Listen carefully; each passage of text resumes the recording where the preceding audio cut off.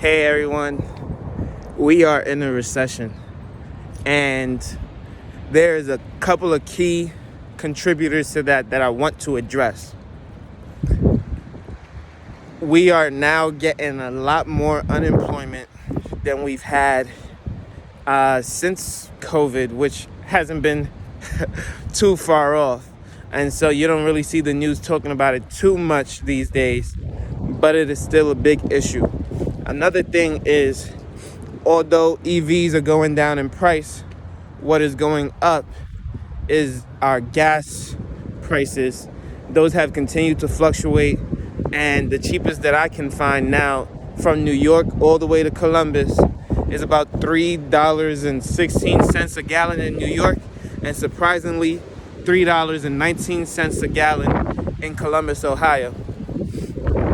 So for all those in New York, you actually got cheaper gas, which is crazy to say, but congrats on that. So if you're living in New York, you got some cheaper gas. In Columbus, if you gotta go to work, if you gotta commute,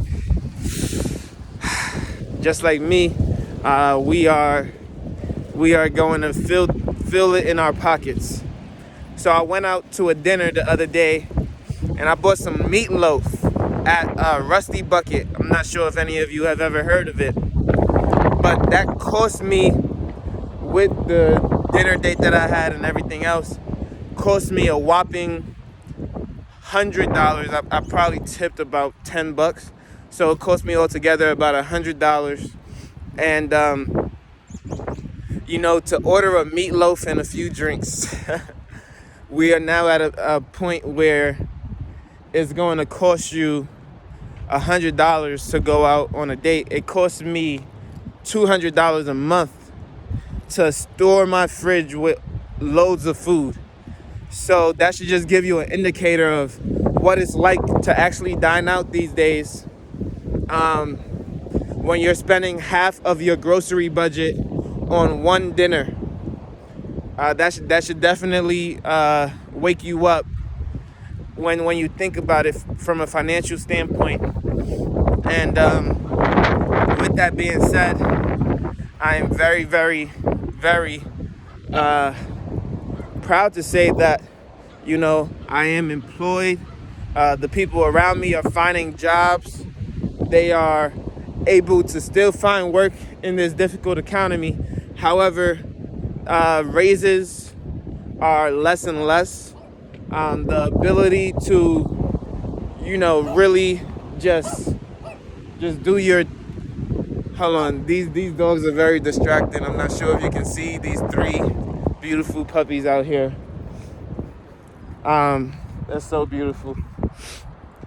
But yeah, so as food prices, as gas prices increase, lack of jobs are hitting the market. The things that we're starting to see decrease are the things that were inflated the entire time when times were good. So housing prices will start to come down. Car prices will start to come down. And you're going to see an increase in savings rates across all banks, because banks want you to keep your money with them. However, you're going to see more people pulling their money out of banks, especially now with all these bank failures and collapses, because the government, although they said they're going to stop spending money, they're still bailing out individual companies and people who have invested or put their money in those banks to be saved.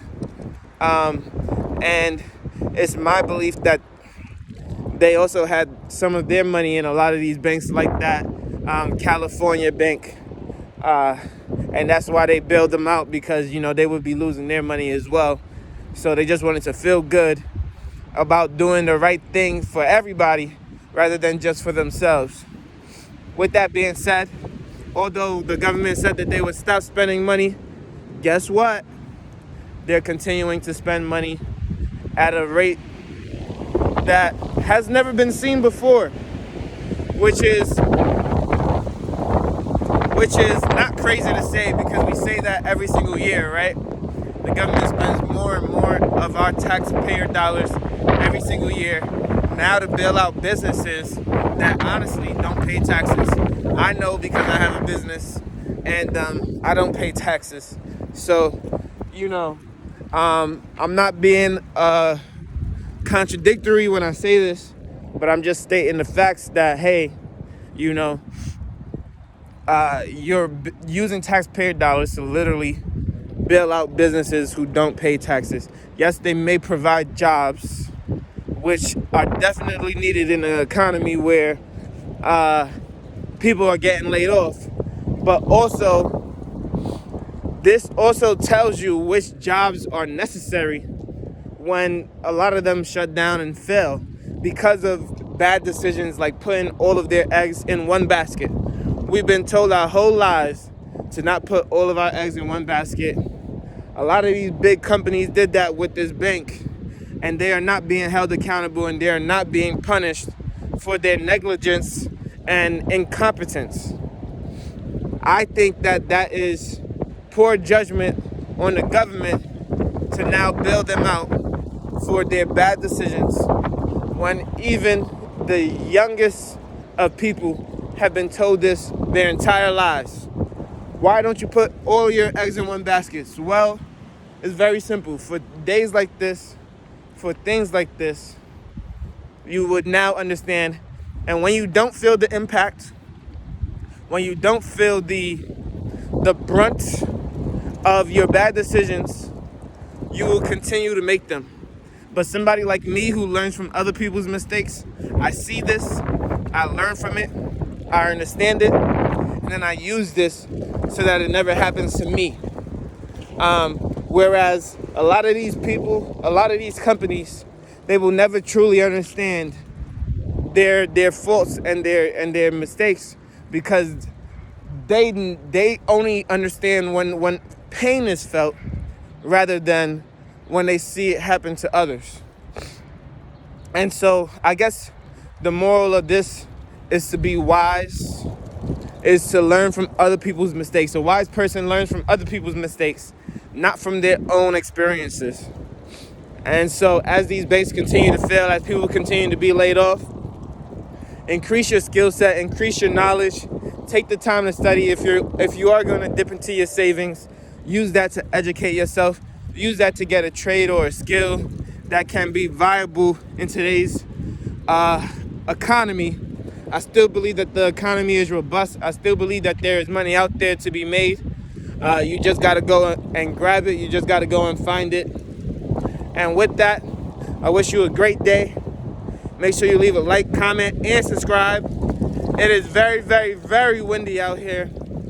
And I will see you on the next one. Peace.